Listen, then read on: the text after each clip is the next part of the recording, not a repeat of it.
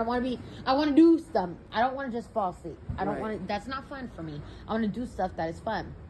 But when I tell myself I'm never going to do it again, there's kind of that like, oh, damn. That little bit of hope is gone. Right. And it makes it harder just for me to be clean. I have to have the like, well, you know what? When my kids are grown, I can do whatever I want. And it's like I'm reaching a goal. I'm like going to reach that goal and I can attain it.